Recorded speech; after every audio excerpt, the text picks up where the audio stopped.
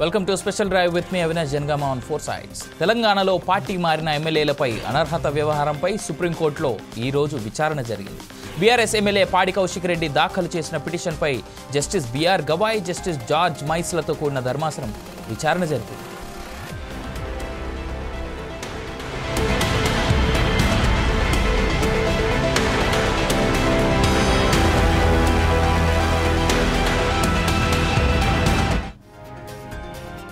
High court 4 నెలల్లో ఎమ్మెల్యేల అనర్హతపై నిర్ణయం తీసుకోవాలని గతేడాది మార్చిలో చెప్పినా ఇంతవరకు నిర్ణయం తీసుకోలేదు.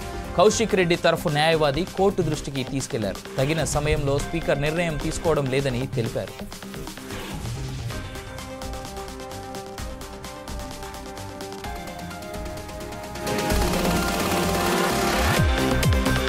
ఈ వ్యవహారంలో ఇప్పటికే ఎమ్మెల్యేలకు నోటీసులు ఇచ్చామని అసెంబ్లీ కార్యదర్శి తరఫు న్యాయవాది ముకుల్ రోహ్తగి కోర్టుకు తెలిపారు. నిర్ణయం తీసుకునేందుకు ఎమ్మెల్యేలకు స్పీకర్ తగిన సమయం ఇవ్వాలని గతంలో సుప్రీంకోర్టు ఇచ్చిన ఆదేశాలను ఆయన గుర్తు చేశారు. ఎంత సమయం కావాలో స్పీకర్ను కనుక్కొని చెప్పాలని ముకుల్ రోహ్తగికి జస్టిస్ బిఆర్ గవాయ్ ధర్మాసనం సూచించింది.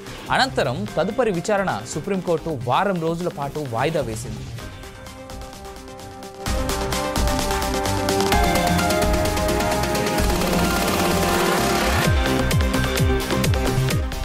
పార్టీ ఫిరాయించిన ఎమ్మెల్యేల అనర్హతపై బీఆర్ఎస్ సుప్రీంకోర్టును ఆశ్రయించింది. పార్టీ ఫిరాయించిన 10 మంది ఎమ్మెల్యేలపై ఫిర్యాదు చేసి 9 నెలలు అవుతున్నా స్పీకర్ ఎలాంటి నిర్ణయం తీసుకోలేదని పేర్కొంటూ సుప్రీంకోర్టులో 2 వేర్వేరు పిటిషన్లు దాఖలు చేసింది.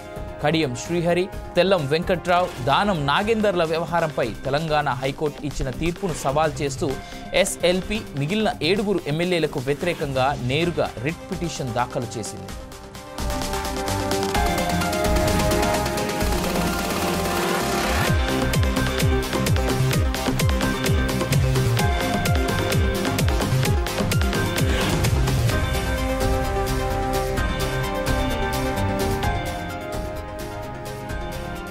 ఎమ్మెల్యేల అనర్హతపై తగిన సమయంలో నిర్ణయం తీసుకోవాలని హైకోర్టు తీర్పు చెప్పి 6 నెలలు పూర్తయినా ఇప్పటికీ స్పీకర్ స్పందించలేదని, కనీసం నోటీస్ కూడా ఇవ్వలేదని బీఆర్ఎస్ తమ పిటిషన్లలో పేర్కొంది.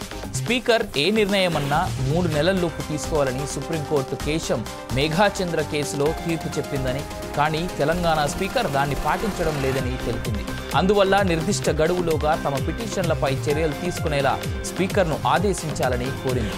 తాజాగా ఈ పిటిషన్పై విచారించిన సుప్రీంకోర్టు తదుపరి విచారణను వారం రోజులకు వాయిదా వేసింది.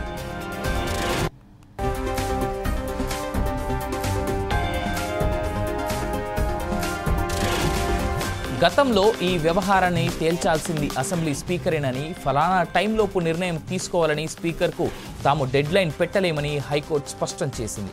ఎప్పటిలోగా తన నిర్ణయం వెలువరించాలన్నది కూడా స్పీకర్ పరిధిలోని అంశమేనని పేర్కొంది.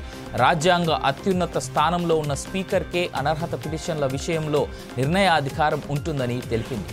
పార్టీ ఫిరాయించిన ఎమ్మెల్యేల అనర్హత పిటిషన్లను స్పీకర్ ముందుంచాలంటూ, వాటి ఆధారంగా 4 వారాల్లో విచారణకు షెడ్యూల్ ఖరారు చేయాలంటూ గతేడాది సెప్టెంబర్ 9న సింగిల్ జడ్జ్ ఇచ్చిన తీర్పును హైకోర్టు డివిజన్ బెంచ్ రద్దు చేసింది.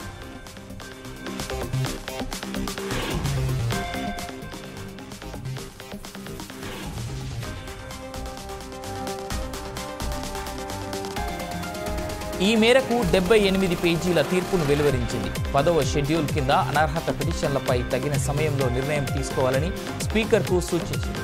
తగిన సమయం అనేది ఆ కేసులోని అంశాలు, పరిస్థితులపై ఆధారపడి ఉంటుంది. తగిన సమయాన్ని నిర్ణయించే ముందు ఇప్పటికే అనర్హత పిటిషన్లు పెండింగ్లో ఉన్న టైంను, ఎమ్మెల్యేల 5 ఏండ్ల పదవీ కాలాన్ని పరిగణలోకి తీసుకోవాలని పేర్కొంది. 10వ షెడ్యూల్ లక్ష్యం, ఉద్దేశాలను దృష్టిలో పెట్టుకోవాలని సూచించింది. ఆ షెడ్యూల్ కింద స్పీకర్కే నిర్ణయాధికారం ఉందని తెలిపింది. నిర్ణయం తీసుకునే అంశంలో స్పీకర్కు టైం బాండ్ విధించే అధికారం కోర్టులకు లేదని హైకోర్టు డివిజన్ బెంచ్ తన తీర్పులో స్పష్టం చేసింది.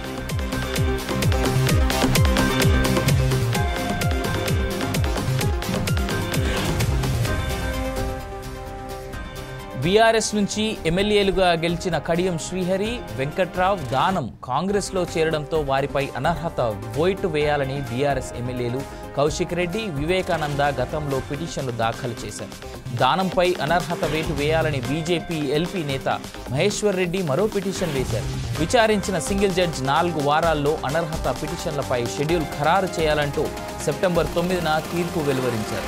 ఈ తీర్పును సవాల్ చేస్తూ అసెంబ్లీ కార్యదర్శి నరసింహాచార్యులు వేర్వేరుగా అప్పీళ్లు దాఖలు చేశారు. వీటిపై high court CJ justice Alok Aradhe, justice J Srinivasarao division bench విచారణ చేపట్టి తీర్పు రిజర్వ్ చేసి వెలువరించింది.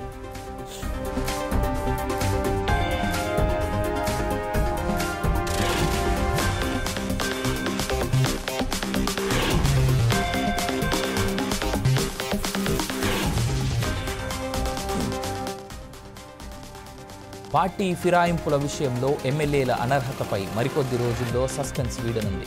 ఎమ్మెల్యేలుగా కొనసాగుతారా లేదా అనర్హత వేటు పడుతుందా అనే అంశంపై విచారణ ముమ్మరంగా సాగుతోంది. ఈ నేపథ్యంలో అతి త్వరలో ఓ క్లారిటీ వచ్చే అవకాశం ఉంది. ఒకవేళ ఆ ఎమ్మెల్యేలు రాజీనామా చేస్తే బై ఎలక్షన్స్ వచ్చే ఛాన్స్ ఉంది. అదే జరిగితే రాజకీయంగా పలు మార్పులు జరిగే అవకాశం ఉంది. చూడాలి మరి ఏం జరుగుతుందో.